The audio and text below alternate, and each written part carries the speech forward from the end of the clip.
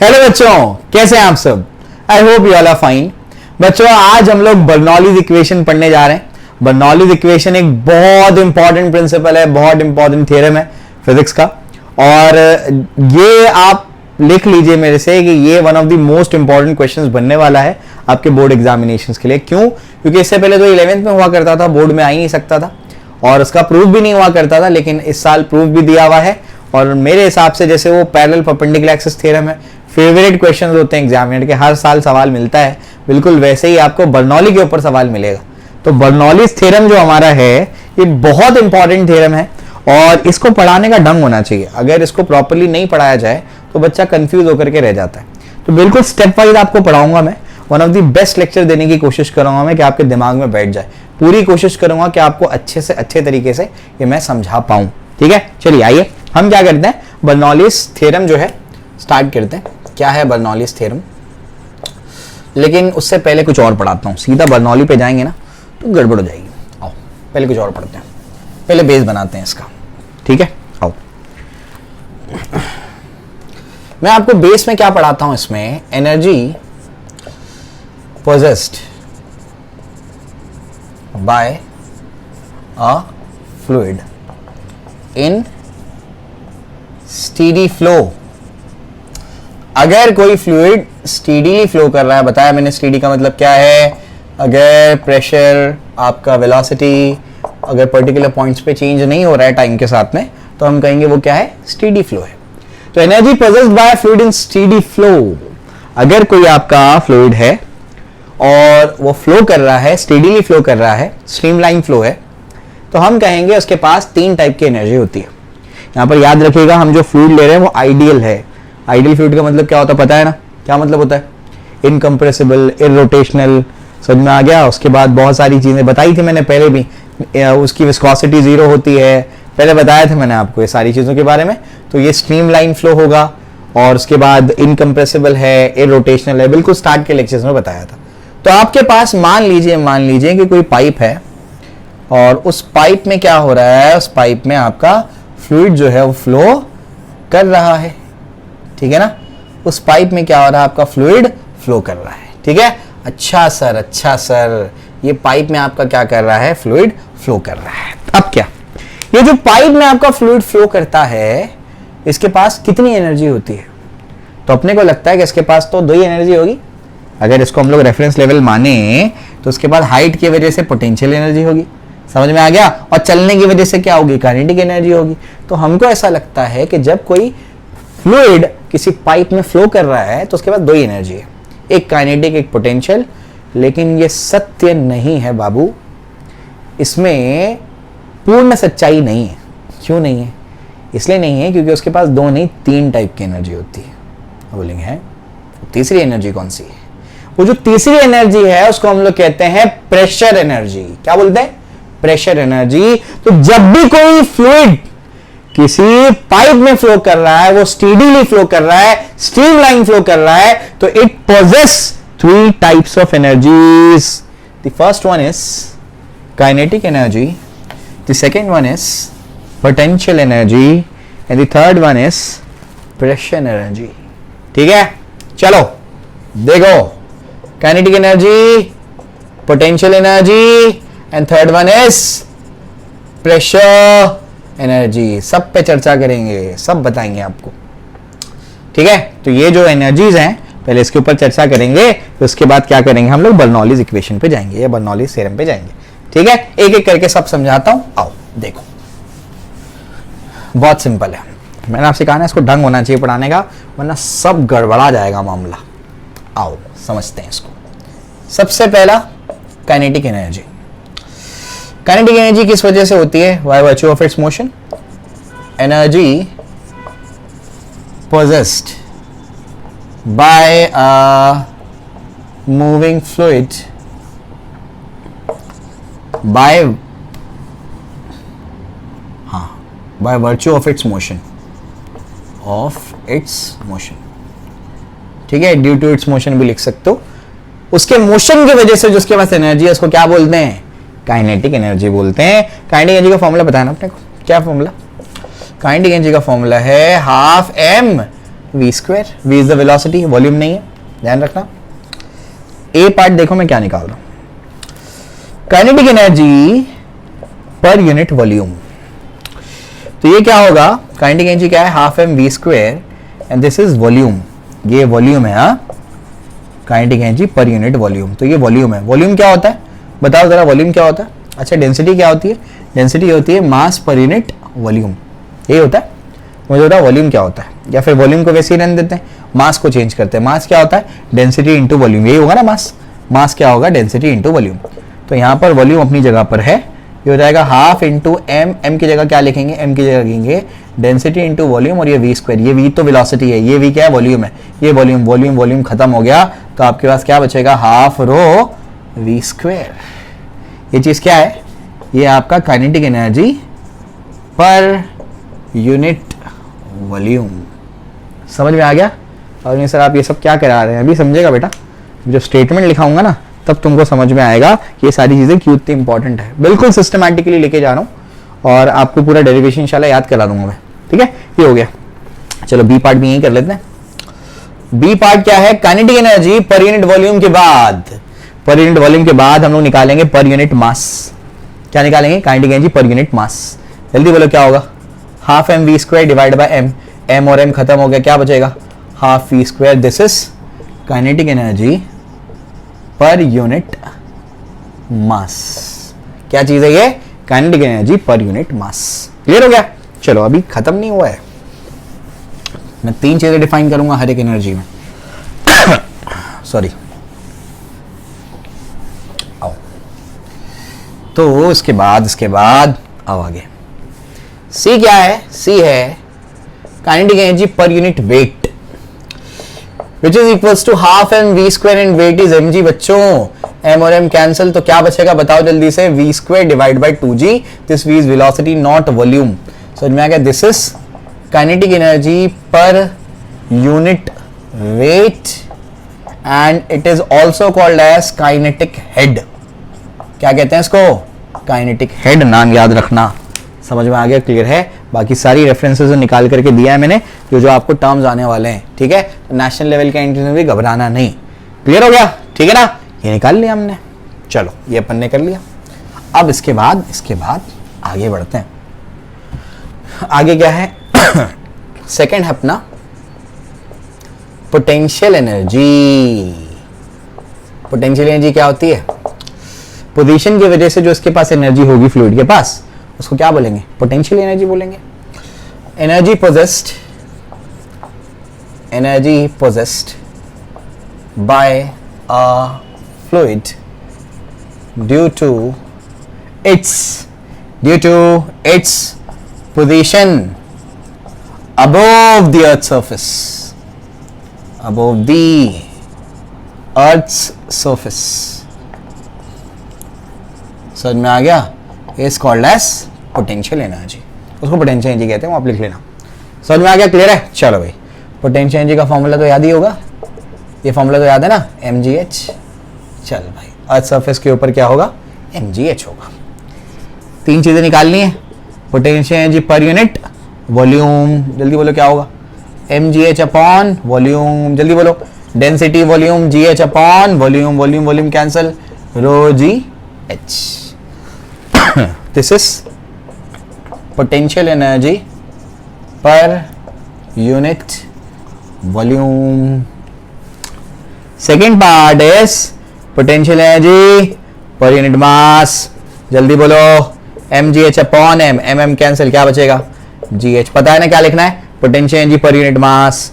तीसरा, जल्दी बोलो, potential energy per unit wait. जल्दी बोलो क्या होगा? mgh डिवाइड बाय क्या होगा? mg। mg कैंसिल, क्या बचेगा? h। ये क्या है? Potential energy per unit wait. The another name is potential head. ठीक है? दूसरा नाम इसका क्या है? Potential head. ध्यान रखना है इसका, ठीक है? तो जो अलग अलग रेफरेंसेस में सारे पॉइंट्स दिए हैं वो भी बता दिया मैंने, और अभी डेरिवेशन करने में तो बहुत आसानी हो जाएगी तुमको। अब हमारे मुद्दे पे, ये 2 एनर्जीज तो हम लोग पहले से फेमिलियर थे। कौन कौन सी? काइनेटिक और पोटेंशियल। समझ में भी आ रहा था, चल रहा था तो काइनेटिक होगी, और हाइट पे था तो पोटेंशियल होगी। प्रेशर एनर्जी, प्रेशर की वजह से जो एनर्जी होती है उसको कहते हैं प्रेशर एनर्जी। प्रेशर की वजह से एनर्जी होती है। प्रेशर होने की वजह से जो आपका फ्लूइड होता है वो वर्क कर सकता है, और वर्क कौन कर सकता है? जिसके पास एनर्जी है।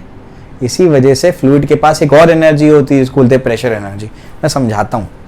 आपके पास कोई ऐसे कंटेनर है, समझ में आ गया? यहां पर कंटेनर लिया और यहां पर तुमने लगा दिया पिस्टन। क्या लगा दिया?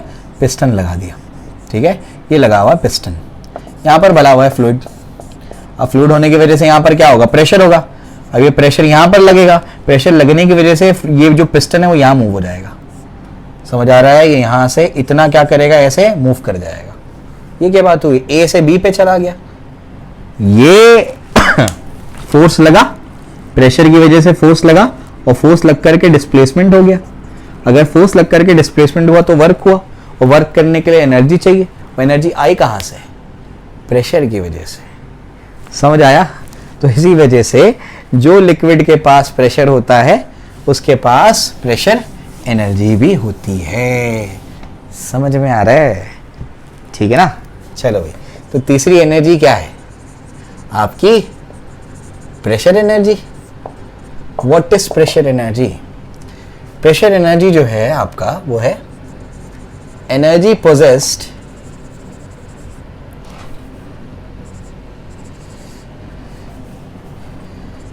possessed by a fluid due to its pressure। किसी फ्लूइड के पास जो एनर्जी है उसके प्रेशर की वजह से, उसी को क्या कहते हैं? प्रेशर एनर्जी कहते हैं। अब इनसे इसका फॉर्मूला क्या है वो तो याद नहीं हमको। चलो डिराइव करते हैं। वही डेरिवेशन, वही हम लोग डायग्राम ले लेते हैं, उसी से डिराइव कर लेते हैं, है ना? यहां पर ऐसे फ्लूइड लिया और क्या कर दिया? और क्या कर दिया बताओ?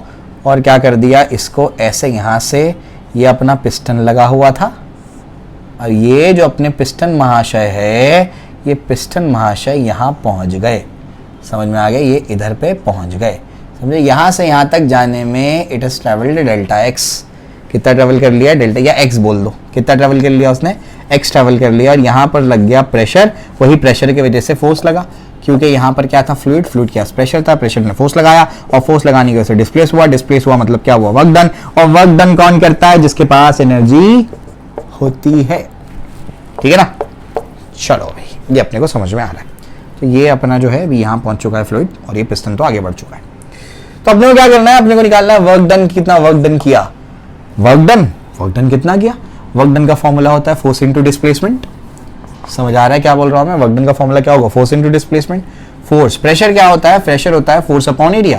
तो फोर्स क्या होगा? Pressure into area. क्या होगा? Force pressure into area. तो इसका मतलब यहां पर आ जाएगा PA(x). ये आपका वर्क डन है। समझ आ रहा है क्या बोल रहा हूं मैं? फोर्स क्या आया? फोर्स क्या आया? Pressure into area. ये वाला एरिया आपने क्या माना है? ए माना है।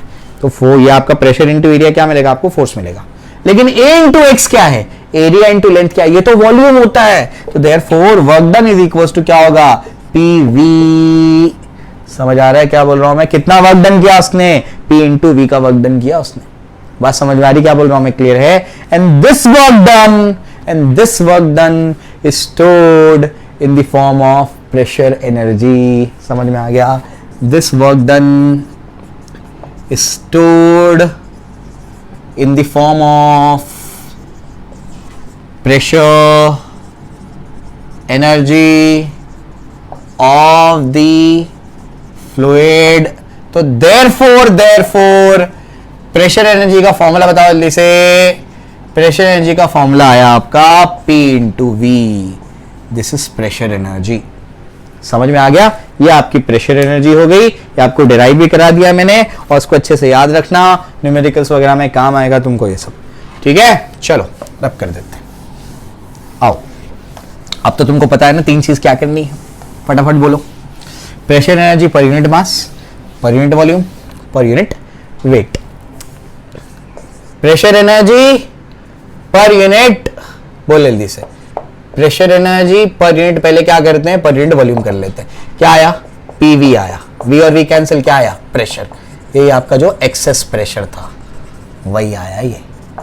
समझ में आ गया? क्लियर है? आपको पता है ना क्या लिखना है? Pressure energy per unit volume लिखना है इसके अंदर, ठीक है। सेकंड क्या आएगा?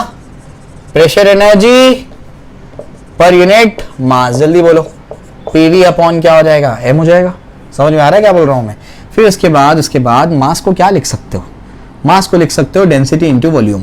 तो मास को लिख सकते हो डेंसिटी इंटू वॉल्यूम, कैंसिल हो जाएगा P by rho. This is pressure energy per unit mass. तीसरा pressure energy per unit weight क्या होगा?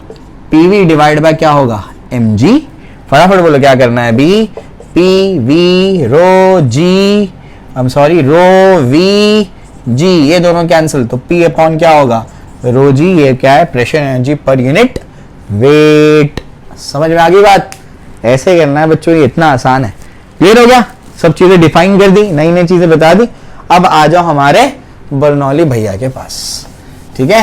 हमारे बर्नौली एक नहीं था भाई, बर्नौली की पूरी पीढ़ी थी और आपस में बहुत जलमुखड़े लोग थे, एक दूसरे से, अपने भाइयों से भी बहुत जलते थे। समझ में आ गया? ठीक है, चलो भाई, तो बताऊंगा जब मैं इसको मैथ्स पढ़ाऊंगा तो बड़ा इंटरेस्टिंग है वो। अभी टाइम नहीं, लंबा हो जाएगा लेक्चर, ठीक है। चलो, कहाँ था मैं यहाँ पर था कि अभी अपने को क्या पढ़ना है। देखो सारी चीजें तुमको समझा दी ना मैंने।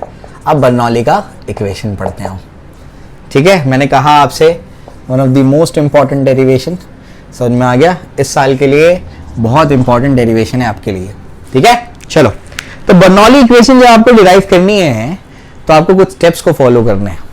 अगर आपको स्टेप्स याद हैं तो आपके बाएं हाथ का खेल है वो, स्टेप्स नहीं याद है तो आप गड़बड़ करेंगे उसके अंदर, ठीक है। अभी देखो क्या स्टेप्स को फॉलो करने हैं बर्नौली इक्वेशन को लिखते वक्त। आपको जो स्टेप्स को फॉलो करना है मैं यहां पर लिख देता हूं, उसको कहते हैं अल्गोरिदम। अल्गोरिदम मतलब क्या? Steps to solve a problem. समझ में आ गया? तुम साइंटिस्ट तो हो नहीं कि तुमको डेरिवेशन अपने आप मतलब ख्वाब में आ जाएगा। अब तुमको डेरिवेशन तो याद करके आना पड़ेगा। तो डेरिवेशन याद करने के लिए तुमको स्टेप्स को याद रखना है। सबसे पहला जो स्टेप होगा बच्चों वो होगा अप्लाई कंटिन्यूटी इक्वेशन। क्या अप्लाई करोगे? Continuity equation and find mass. m1 m2 find out करो। m1 m2 दोनों सेम ही होगा, ठीक है। अभी समझेगा मैं क्या बोल रहा हूं। उसके बाद सेकंड स्टेप में क्या करोगे? Find delta kinetic. डेल्टा समझता है ना? Change in kinetic energy. Third step में क्या करोगे? Find delta potential energy, change in potential energy. Fourth step में क्या करोगे पता है तुम? फोर्थ स्टेप में तुम निकालोगे find work done by pressure forces. Pressure forces are non conservative forces, they are non conservative forces. उसकी वजह से आपको वर्क डन निकालना है। And the last one is last step, आपको क्या करना है? क्या यूज करोगे? Work done by non conservative forces equals to delta K E plus delta P. समझ आ रहा है? ये यूज करना है एंड गेट द रिजल्ट। समझे? क्लियर हो गया? तो ये स्टेप्स को आपको फॉलो करना है और बर्नौली का प्रिंसिपल आपको बताता हूं। अगर ये 5 स्टेप तुम फॉलो कर लोगे तो तुम्हारे बर्नौली फाइंड आउट करने में यानी इसका डेरिवेशन करने में तुमको बिल्कुल भी दिक्कत नहीं आएगी, आराम से तुम कर लोगे। समझ में आया? क्लियर है? तो बिल्कुल स्टेप वाइज हम लोग करने जा रहे हैं इसको। आओ उसको समझते हैं। अब बर्नौली का इक्वेशन क्या है वो आपको मैं समझा दूं, या आपका प्रिंसिपल क्या कहता है बर्नौली का। बर्नौली का प्रिंसिपल कहता है, बहुत सिंपल है ये आपके पास कोई पाइप है मान लो, वेरिएबल क्रॉस सेक्शन का यहाँ क्रॉस सेक्शन ज्यादा है, एरिया ऑफ क्रॉस सेक्शन यहाँ कम है। कोई स्ट्रीमलाइन है यहाँ पर, मतलब क्या है भाई? पानी फ्लो करके जा रहा है। कैसे फ्लो हो रहा है? अरे पानी फ्लो होने के लिए कोई हमने पंप इस्तेमाल कर लिया है।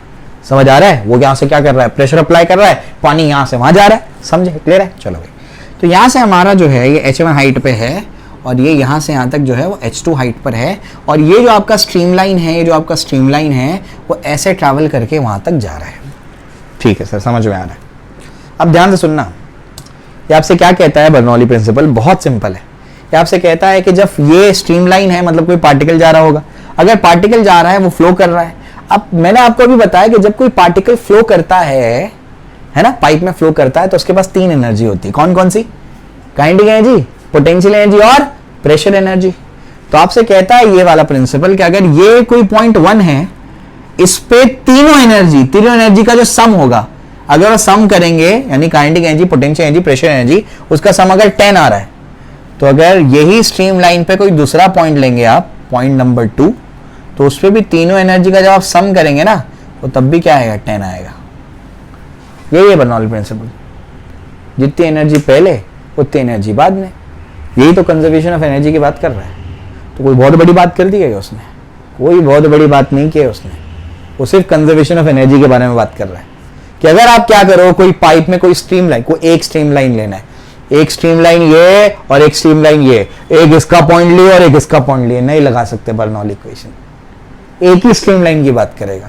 इतने इंट्रिकेट पॉइंट बता रहा हूं जहां पर कोई टीचर आपको इतना डिटेल में नहीं बताएगा। इतने इंपॉर्टेंट पॉइंट्स बता रहा हूं मैं इसके।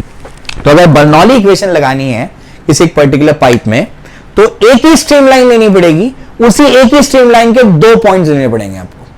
और कोई भी 2 पॉइंट पे अगर आप क्या करोगे, इस पॉइंट ले लिया, कोई पॉइंट आपने 1 वाला पॉइंट लिया, उस पर तीन एनर्जी का सम करो, वो मान लो 20 आ गया, तो उसी स्ट्रीम लाइन के कोई भी पॉइंट पे जो तीनों एनर्जी का सम होगा वो 20 ही आएगा। ये आपका क्या कहता है, ये आपका बर्नौली प्रिंसिपल कहता है। समझा? दिक्कत नहीं ना? यही है बर्नौली प्रिंसिपल। आओ प्रूफ करते हैं, चलो प्रूफ करते हैं, समझाता हूं मैं। आओ देखो ध्यान से। तो in a steady streamline flow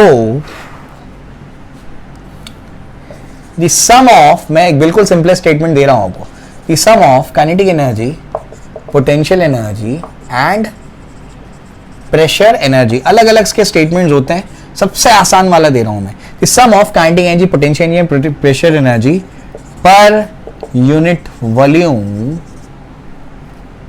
is constant along any point of a या at any point of a streamline। किसी एक streamline के किसी भी पॉइंट पर, किसी भी पॉइंट पर, एक streamline के किसी भी पॉइंट पर प्रेशर एनर्जी, काइनेटिक एनर्जी और आपका potential energy per unit volume का जो सम होगा वो कांस्टेंट होगा। समझ आया? कोई दिक्कत नहीं? चलो ये अपने को समझ में, ठीक है ना? क्लियर हो गया? अब ये इसका स्टेटमेंट है, इसको अपने को अभी क्या करना है, प्रूफ करना है। वो मैं आपको समझाता हूं कैसे इसको आप क्या करेंगे, अभी प्रूफ करेंगे, ठीक है ना? तो बिल्कुल भी घबराने का नहीं, बहुत इजी है ये, आसानी से क्या करेंगे आप इसको कर लेंगे, ठीक है? इसका स्टेटमेंट मैथमेटिकल है P plus half rho v square plus rho g h is equal to constant. यानी आपको मैथमेटिकली ये प्रूफ करना है।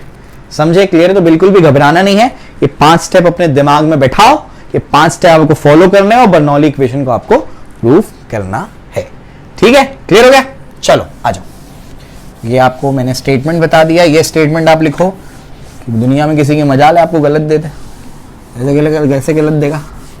गलत दे ही नहीं सकता, जो गलत है ही नहीं। समझे? स्टेट बोर्ड का थोड़ा सा इशू रहता है, वही लिखो जो बुक में दिया है। अरे क्या सही लिखो, सही लिखना जरूरी है। ऐसे तो बच्चों की क्रिएटिविटी मार दी तुमने, बच्चे को नया सोचने नहीं देते, जो बुक में लिया है वही लिखने। ये क्या बात हुई? कुछ नया सोच ही नहीं पाता, इस वजह से हमारे बच्चे कोई क्रिएटिव काम नहीं कर पाते, फिर बाकी बच्चों से पीछे रह जाते हैं। ये नहीं होना चाहिए। बच्चे ने सही लिखा है, उसको मार्क्स दो, ठीक है? आओ चलो। तो कहां पर था मैं यहां पर था कि अभी अपने को प्रूफ करना है भाई। आओ प्रूफ करते हैं। देखो ध्यान से। तो इसका जो प्रूफ है ये देखो ध्यान से कैसा है। ये आपको YouTube पे नहीं मिलेगा प्रूफ, इतना डिटेल में नहीं मिलेगा जितना मैं आपको करवा रहा हूँ अभी, ठीक है? अभी तो सब टीचर सीखेंगे बेचारे, बहुत सारे भी सीखेंगे इसको देख के। तो महाराष्ट्र वाले तो जितने भी टीचर्स हैं मैक्सिमम वो अपलोड ही नहीं किए हैं वीडियो इस पे।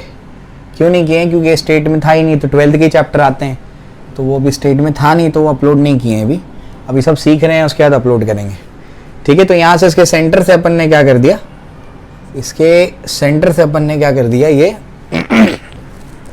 हाइट ले ली। इसकी हाइट h1 और ये वाले एंड की हाइट क्या है, h2 है, ठीक है? अब इसमें से क्या हो रहा है, फ्लूइड जा रहा है, ठीक है? अब शुरुआत में ये वाला क्रॉस सेक्शन ले रहा हूं मैं। यहाँ पर हमारा A1 वाले पे था और ये V1 वेलोसिटी से आगे जा रहा था और ये भी कहाँ तक पहुँचा है, ये यहाँ तक कहीं पहुँचा है। समझ आ रहा है? यहाँ तक कहीं पहुँचा है, A डैश पे पहुँचा है। तो इसका जो भी मास होगा वो m1 होगा। मास क्या होगा, m1 होगा। वेलोसिटी मैंने क्या मानी है, V1 मानी है, डेंसिटी क्या है, रो है, वो तो अपने को समझ में आ रहा है। उसके बाद अब ये यहां से कहीं यहां पहुंच चुका है, या फिर ऐसे समझो कि ये वाले पॉइंट ए पे था, ये वाला क्या था, बी था, इसका एरिया A2 है, वेलोसिटी V2 है। दिख रहा है ना तुम लोग को? नहीं दिख रहा है शायद, रब करना पड़ेगा।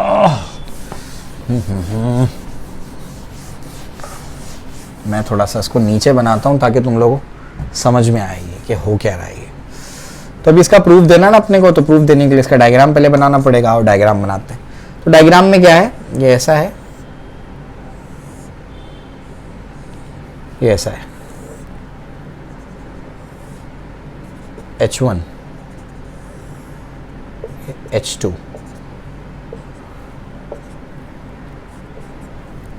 ठीक है।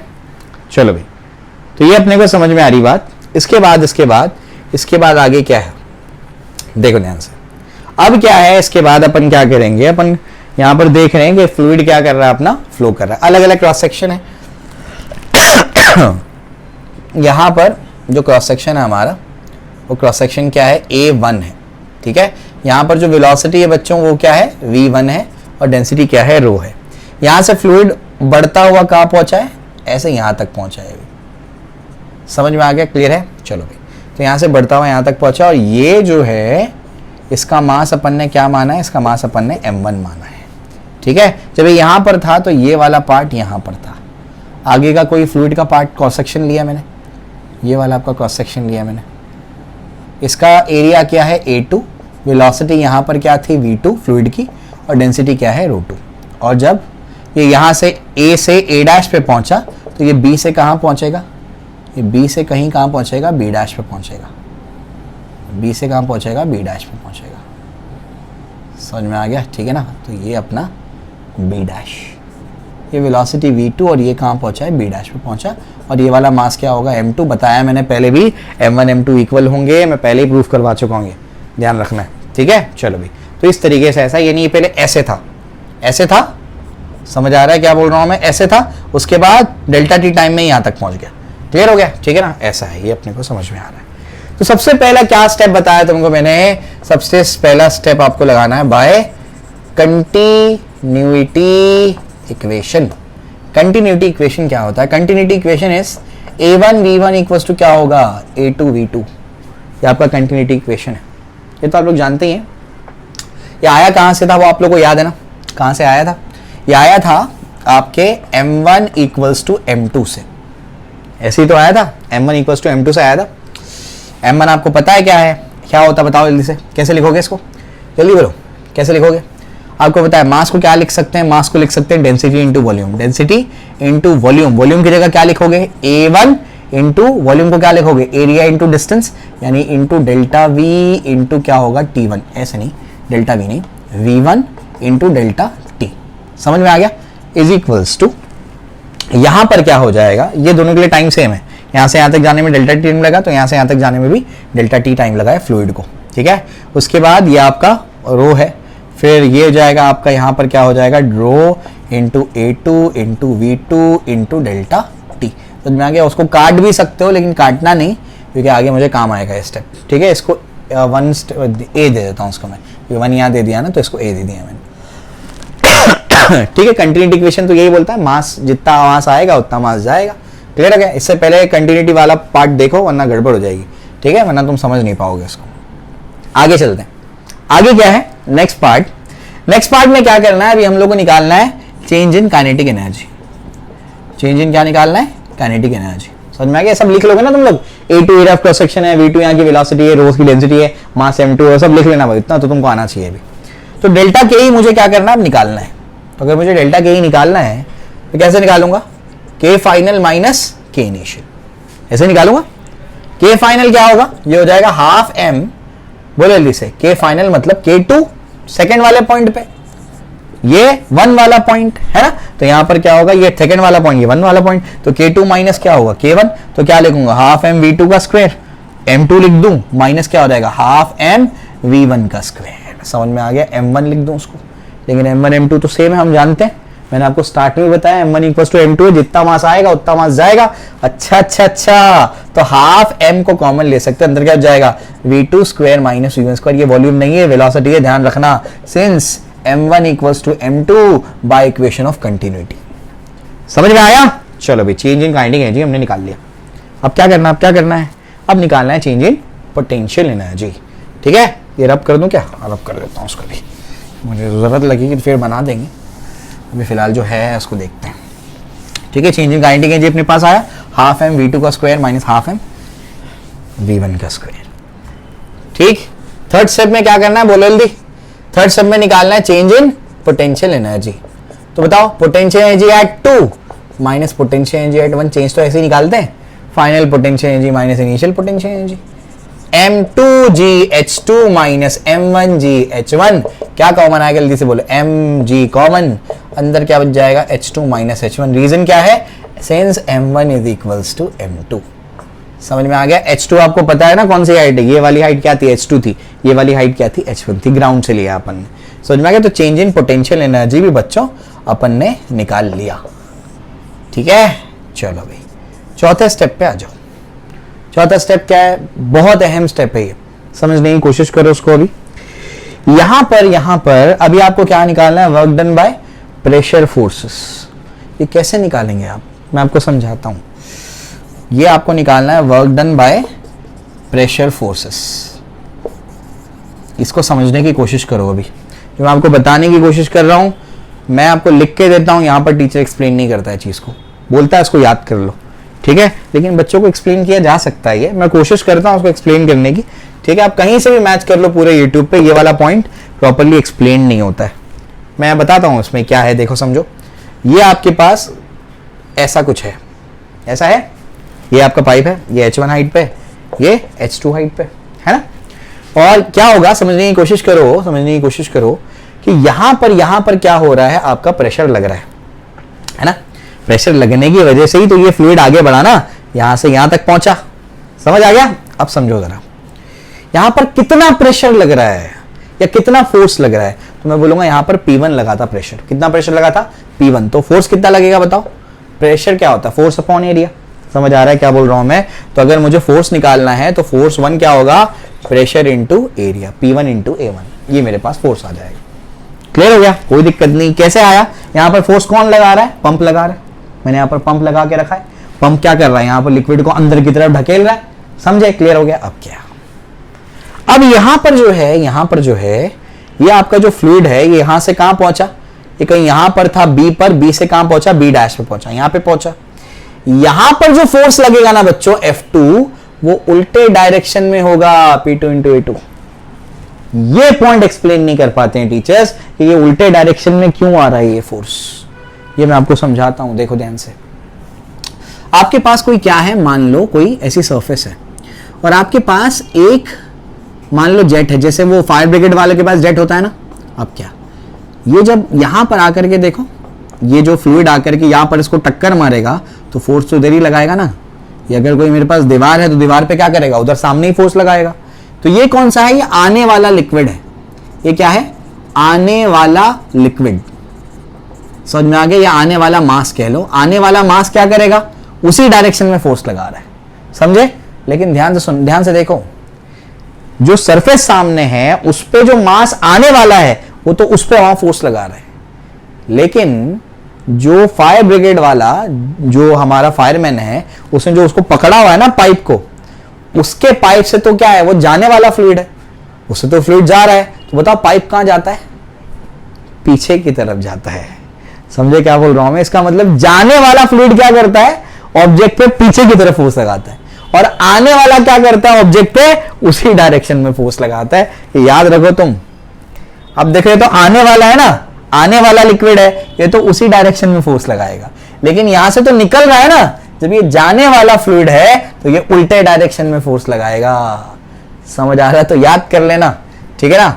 आने वाला फ्लूइड क्या करे, तो मैं सेंटर ऑफ मास में बताता इसको डिटेल में, लेकिन अभी इतना फिलहाल सफिशिएंट है कि ये उल्टे डायरेक्शन में क्यों लगेगा फोर्स, वो आपको बता दिया मैंने। तो यहां पर ऐसा जो हमने लिया है, तो यहां पर फोर्स ऐसा होगा क्योंकि यहां से लिक्विड निकल रहा है। जाने वाला फ्लूइड उल्टे डायरेक्शन में फोर्स लगाएगा, आने वाला फ्लूइड उसी डायरेक्शन में फोर्स लगाएगा।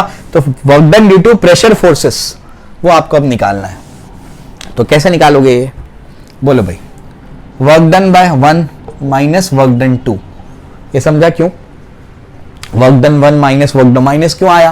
क्योंकि ये वाला इस डायरेक्शन में वर्क डन हो रहा है, वो वाला अपोजिट डायरेक्शन में, क्योंकि फोर्स अलग अलग डायरेक्शन में तो नेगेटिव वर्क होगा, फोर्स और डिस्प्लेसमेंट अलग अलग डायरेक्शन में तो नेगेटिव वर्क होगा। समझ में आ गया?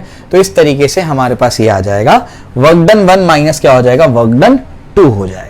क्लियर हो गया? समझ में आ गया? अब वर्क डन 1 का क्या करेंगे, वर्क डन 2 का क्या करेंगे बच्चों? वर्क डन का फॉर्मूला क्या होता है, फोर्स इंटू डिस्प्लेसमेंट होता है। क्या फॉर्मूला होता है वर्क डन का? फोर्स इंटू डिस्प्लेसमेंट होता है, ये तो हम लोग जानते हैं, है ना? तो ये जो अपना पाइप है, फिर से बना देता हूं मैं, ये जो अपना पाइप है यहां से यहां तक का इसका डिस्प्लेसमेंट हुआ, और इसमें ये वाले एलिमेंट का यहां से यहां तक का डिस्प्लेसमेंट हुआ। समझ आ रहा है क्या बोल रहा हूं मैं? क्लियर है? तो मुझे वर्क डन निकालना है। वर्क डन निकालने के लिए क्या करना पड़ेगा, यहां पर फोर्स 1 इंटू क्या होगा, ये क्या होगा, x1 हो जाएगा। समझ में आ गया? माइनस यहां पर क्या होगा, फोर्स 2 इंटू क्या हो जाएगा, x2 हो जाएगा। माइनस अपने आप मैंने लगा करके रखा हुआ है, ठीक है, ध्यान रखेंगे आप लोग ये, ठीक है, ये हो जाएगा मेरे पास। अब उसके बाद क्या, फोर्स क्या होता है, फोर्स होगा प्रेशर इंटू एरिया। तो P1 A1 x1 माइनस क्या हो जाएगा, P2 A2 और ये क्या हो जाएगा, x2 हो जाएगा। समझ में आया? क्लियर है?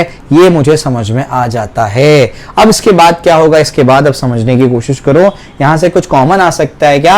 अभी मैं समझाता हूं आपको क्या कॉमन ले सकते हैं और क्या कॉमन नहीं ले सकते हैं, ठीक है?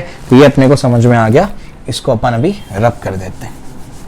जैसे इसको रब करेंगे तो देखो क्या क्या मिला है अपने को, उसको देख लेते हैं जल्दी से। ये क्या मिला अपने को, work done by pressure forces, ठीक है, तो ये अपने को अभी मिला है, ठीक है, क्लियर हो गया? ये अपने को समझ में आ रहा है। अब मैं क्या करने जा रहा हूं, उसको समझने की कोशिश करो। देखो इसको रब कर देते हैं, अभी आगे बढ़ते हैं इसके अंदर। ये अपन ने निकाला मास 1 इक्वल्स टू मास 2 बताया था मैंने आपको, है ना? मास 1 इक्वल्स टू क्या बताया था मैंने आपको, मास 2 बता दिया था। ये जो चीज है इसको समझने की कोशिश करो, और ये जो है आपका डिस्टेंस वो भी इसको समझने की कोशिश करो, वो भी बताता हूं। ये x1 क्या है बताओ? ये ऐसे पाइप था, इसमें ये वाला जो डिस्टेंस उसने ट्रेवल किया यही क्या है, ये आपका x1 है, और ये वाला जो डिस्टेंस ट्रेवल किया ये क्या आपका x2 है। और डिस्टेंस कैसे निकालते हैं, स्पीड इंटू टाइम करके। तो यहां पर मैं लिखूंगा P1 A1 इंटू क्या होगा, V1 और क्या होगा, delta T, minus P2 A2 और क्या हो जाएगा, V2 इंटू डेल्टा टी। कुछ समझ आया? क्लियर हुआ? वापस से ऊपर लिख देता हूं, और अभी M1 M2 को भी इस्तेमाल करूंगा। तो देयरफॉर वर्क डन क्या मिल रहा है, work done by pressure forces is equal to क्या मिला, इज इक्वल टू मिला P1 A1 V1 delta t is equal to minus P2 A2 V2 delta t. समझ में आ गया? ये तो अपने को समझ में आ रहा है। लेकिन मैंने आपको एक चीज बताई थी, क्या बताया था बच्चों, क्या बताया था आपको मैंने? बट हम जानते हैं इक्वेशन ऑफ कंटिन्यूटी से कि M1 इक्वल टू M2, यानी M1 क्या होगा, जल्दी बोलो, रो, जल्दी बोलो, रो डेंसिटी इंटू वॉल्यूम होता है, यानी ρ1 A1 V1 delta t is equal to rho into A2 V2 delta t. समझ में आ रहा है? क्लियर है? अच्छा, तो A2 V2 डेल्टा टी देख करके समझो, यहां से रो और रो कैंसिल हो जाएगा, कैंसिल हो सकता है। तो A2 V2 delta t is equal to A1 V1 delta t. तो ये A2 V2 डेल्टा टी देखो यहां पर भी है, तो इसकी जगह क्या लिखा जा सकता है, A1 V1 डेल्टा टी। तो देयरफॉर क्या हो जाएगा, work done by pressure forces is equal to P1 A1 V1 delta t is equal to, देख लो ध्यान से, A2 V2 डेल्टा टी किसके इक्वल आ रहा है, A1 V1 डेल्टा टी। समझ में आ गया? माइनस यहां पर क्या है, P2 और A2 V2 डेल्टा टी की जगह क्या लिखूंगा मैं, दोनों इक्वल है ना, हो जाएगा A1 V1 डेल्टा टी। मैंने कहा था काम आएगा कंटिन्यूटी इक्वेशन। अब A1 V1 डेल्टा टी को कॉमन ले लो, P1 माइनस P2 हो जाएगा, और work done by pressure forces आपको मिल गया। क्लियर हो गया? चलो भाई, ये भी अपने को समझता है। इसको अपन C बोल देते हैं, सेकंड वाले को B बोलेंगे, इसको C बोलेंगे, फर्स्ट वाले को A बोलेंगे। क्लियर हो गया? याद रखो उसको, A1 V1 delta T into P1 minus P2, ये अपने पास आ गया। ठीक है ना? क्लियर हो गया? अब आगे बढ़ते हैं बच्चों। आगे क्या है, अब हमारा आखिरी स्टेप। आखिरी स्टेप हमारा क्या कहता है, आखिरी स्टेप हमारा कहता है, fifth step, work done by all forces is equal to change in kinetic energy. इसको बोलते हैं वर्क एनर्जी थ्योरम। जिन बच्चों को नहीं पता वो स्टेप को याद करेंगे, एक स्टेप की वजह से पूरे डेरिवेशन नहीं छोड़ना है। नहीं पता याद कर लो उसको भी, ठीक है। Work done by all forces equals to change in kinetic energy, work done by conservative forces plus work done by non conservative forces, pseudo वगैरह तो लग ही नहीं रहा, तो ये जाएगा change in kinetic energy. Work done by conservative forces is change in potential energy, ये क्या होता है, change in minus of change in potential energy. Work done by non conservative forces equals to kinetic energy, change in kinetic energy. Therefore work done by non conservative forces equals to क्या होगा, change in kinetic energy plus क्या होगा, change in potential energy. Book में सब direct दिया था, मैंने पूरा प्रूफ कर दिया। और यहां पर नॉन कंजर्वेटिव फोर्सेस कौन से हमारे, प्रेशर फोर्सेस, नहीं पता नॉन कंजर्वेटिव, कोई बात नहीं, याद कर लेना अब इसको। तो work done by non conservative forces is equal to क्या होगा, change in kinetic energy plus potential energy, change in potential energy. Clear हो गया। अब इसके बाद ये जो अपने पास है ये मुझे समझ में आ गया है। अब मैं सिर्फ वैल्यूज को पुट करूंगा और आंसर निकालूंगा। क्लियर हो गया, ठीक है ना। इसको रब कर रहा हूं मैं और जो जो चीजें मुझे चाहिए वो भी यहां पर पुट करूंगा, ठीक है। तो देयरफॉर क्या है हमारे पास, work done by non conservative forces यानी work done by pressure forces is equal to क्या होगा, delta kinetic energy plus delta potential energy अपने पास है। Work done by pressure forces क्या आया है, एक मिनट जरा याद नहीं, मुझे देखना पड़ेगा क्या आया अपने पास। Work done by pressure forces, work done by pressure forces क्या आया है, ये मिला है अपने को A1 V1 delta T is equals to change in kinetic, हाँ ना, ये आया A1 V1 delta T into P1 minus P2, ये अपने पास आया, ये चीज यहां पर ही आई, is equals to change in kinetic energy क्या आया बताओ। चेंज इन काइनेटिक एनर्जी आपके पास आया है हाफ m v2 का स्क्वायर माइनस v1 का square plus change in potential energy क्या है, mg h2 माइनस h1, ये आया अपने पास mg h2 माइनस h1, ये अपने पास आया है, ठीक है। m को अब मैं क्या करूंगा, दोनों के दोनों m है, समझ में आ गया। m को कॉमन ले सकता हूं, तो m को कॉमन ले लूंगा मैं, तो जाएगा A1 V1 डेल्टा T और ये क्या हो जाएगा P1 minus P2 is equals to, यहां से क्या करता हूं, m को कॉमन ले लेता हूं, अंदर क्या बच जाएगा half V2 square minus V1 square plus क्या हो जाएगा G H2 माइनस H1, ठीक है। अब ये m क्या है बताओ, m क्या है, m वही है डेंसिटी इंटू आपका वॉल्यूम, वॉल्यूम क्या होगा area into velocity into time, समझ में आ गया। तो देयरफॉर क्या हो जाएगा, अभी बताया था मैंने A1 V1 delta T P2 minus P1 is equals to, ये क्या हो जाएगा मास जल्दी बोलो, ये जाएगा आपका डेंसिटी इंटू क्या होगा, इंटू होगा आपका एरिया, एरिया 1 लिख दो क्योंकि m1 m2 दोनों इक्वल है, उसके बाद इंटू क्या कर दो, इसको वेलोसिटी v1 लिखो, दोनों इक्वल था, मास इक्वल था इस वजह से हम इक्वेट कर सकते हैं, इंटू डेल्टा टी और यहाँ पर क्या बच जाएगा, यहाँ पर बच जाएगा हाफ v2 का स्क्वायर माइनस v1 का square plus g into h2 minus h1, ये अपने पास बच गया, समझ में आ गया। v1 v1 a1 delta T सब खत्म हो गए, तो देयरफॉर बचा क्या, p2 minus p1 is equals to क्या बचेगा रो, और ये क्या हो जाएगा half v2 square minus v1 square plus g h2 minus h1, समझ में आ गया। अब क्या करने का, अब रीअरेंज करना है इसको, ठीक है, क्लियर हो गया। चलो भाई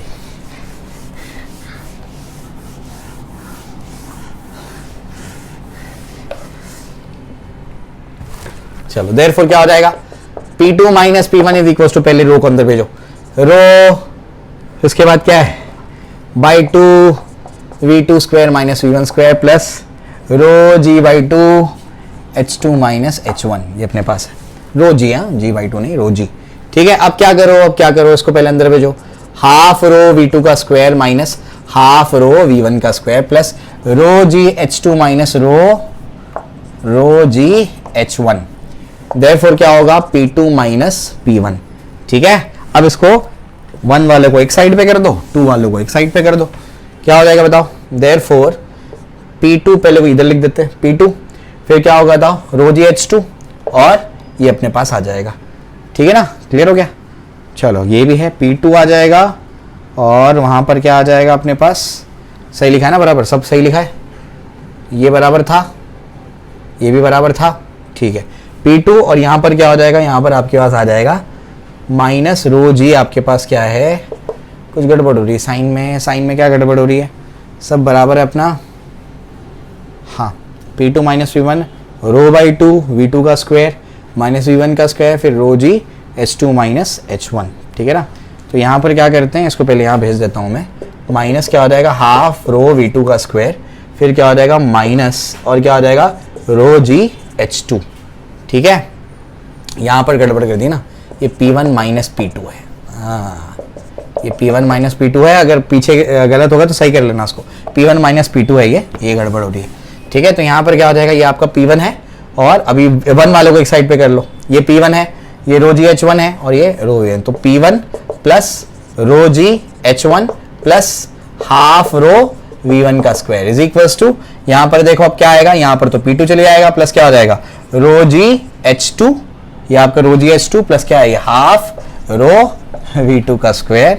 और अल्टीमेटली यही तो आपको निकालना था, ये आपका pressure energy per unit volume P, rho g H1, और ये आपका kinetic energy per unit volume, और ये potential energy per unit volume. तो therefore P plus rho g H plus half rho V square is equals to constant. ये आपका Bernoulli's theorem है, समझ आया, क्लियर हो गया। तो इस तरीके से आप क्या करेंगे, इसको प्रूव करेंगे। तो डिटेल्ड एक्सप्लेनेशन दिया है मैंने, हर एक स्टेप आपको बताया, अच्छे से इसको सॉल्व करो, 5 स्टेप पक्के याद करो, आपको क्लियरली सब कुछ समझ में आ जाएगा। कोई स्टेप नहीं छोड़ा है, हर एक स्टेप को मैंने क्लियरली एक्सप्लेन किया हुआ है। अब एक दो बस मैं कंक्लूजन निकाल दूं, एक ही कंक्लूजन निकालेंगे, और मेरे ख्याल से बहुत लेट हो गया। कितना बज रहा है, बाप रे, लेट हो गया बहुत, घर वाले मुझे मारेंगे और रिकॉर्ड करूंगा मैं। वेंचुरी मीटर रहेगा यार, वेंचुरी मीटर वैसे भी बहुत छोटा सा टॉपिक है, वो जल्दी हो जाएगा वेंचुरी मीटर, और 2-3 एप्लीकेशंस है, मेरे ख्याल से आधे घंटे का टॉपिक है, वो जल्दी खत्म हो जाएगा। तो आप समझ लो ये फ्लूइड्स खत्म हो गया तुम्हारा, आधे घंटे का टॉपिक है, मैं करा दूंगा उसको, ठीक है ना। चलो मैं कराता अभी, लेकिन बहुत लेट हो गया है, मम्मी डांटना शुरू कर देंगे और रिकॉर्ड करूंगा मैं, ठीक है। तो कहाँ था मैं, P plus rho g h plus half rho V square is equal to क्या आया, कॉन्स्टेंट आया, है ना। अब उसके बाद ये जो चीज है इसको अपन वहां भेज देते, तो देयरफॉर क्या हो जाएगा, समझो, ऐसे करो, ऐसे समझो, if the pipe is horizontal, अगर पाइप क्या है, हॉरिजॉन्टल है, मतलब अभी तो ऐसे था ना, ये ऐसे था, कुछ ना कुछ हाइट थी। अब अगर क्या हो जाए, ये ऐसे कुछ हो जाए, ऐसे हो जाए और एक ही हाइट पे आ जाए, तो H1 H2 तो इक्वल हो जाएंगे, H1 H2 इक्वल हो जाएंगे, मतलब ये वाला टर्म भी पूरा कांस्टेंट हो जाएगा। तो इसको वहां भेज देंगे कांस्टेंट के साइड पे। पाइप 1 इज हॉरिजॉन्टल, ठीक है, अगर हॉरिजॉन्टल है वो तुम पुट कर सकते हो उधर पे, हॉरिजॉन्टल हो गया, that is H1 is equal to H2, तो देयरफॉर क्या बचेगा, P प्लस आपके पास क्या बचेगा, रो जी एच है, half rho V square is equal to पूरा का पूरा क्या होगा, कांस्टेंट, क्योंकि अगर H भी कांस्टेंट हो गया तो पूरा कांस्टेंट जब कांस्टेंट से ऐड होगा तो कांस्टेंट ही बचेगा ना, समझ आ रहा है क्या बोल रहा हूं। तो यहाँ पे सिर्फ ये दो चीजें बच जाएंगी। अब इसके बाद यहाँ पे समझो, अब ये दोनों का सम जो है वो कांस्टेंट है, ये दोनों का सम क्या है, कांस्टेंट है। मान लो ये है आपका 2 और ये है आपका 5।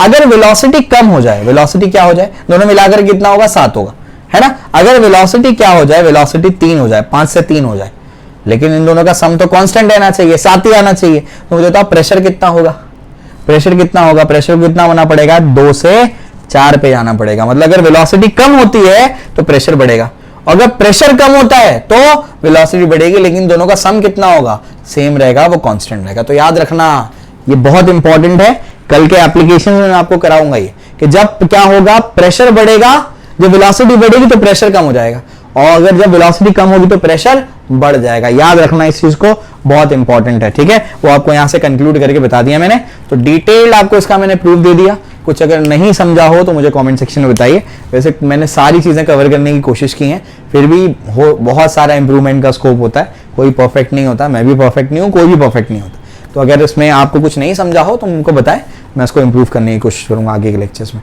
Okay, thank you.